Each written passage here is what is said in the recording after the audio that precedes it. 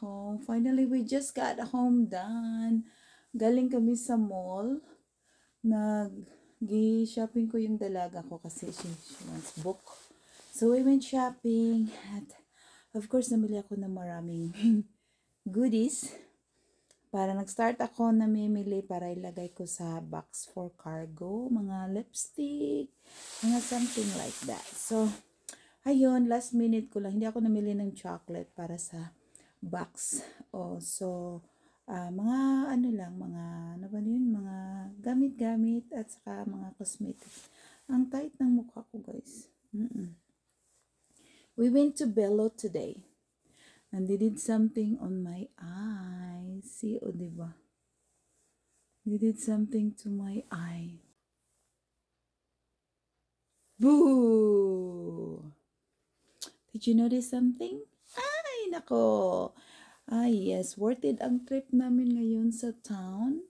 First thing first, we went to Bello, Vicky Bello. At they did something to my eye. Dito, around it. Saka dito. So, yun ang ginawa nila sa akin ngayon. Para blooming ang mata natin, mga inday. O, diba?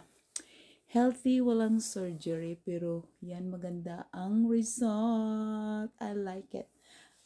Kakauwi lang namin. Super lamig sa labas. Kaya nag-winter coat ako. At saka mahangin. Mahangin sa labas, guys. Marami akong pinamili na ang dami namin pinuntahan ngayon. We went to the mall, taking care of the first thing, the very important thing that we really need to take care today. So we did that. After that, we went to Vicky Bello for my health, for my skincare, of course. And nagpa-check lang naman. Wala naman akong problema sa skin. So, but there's a slight problem. Yung mga kagaya nito, parang medyo dark. Yung bang galing sa pimples, tapos ang scars nag-dark.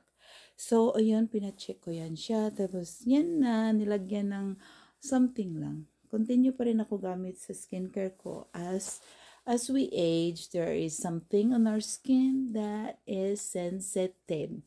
So I'm not using any skincare. For example, my serum, I stay use with water base.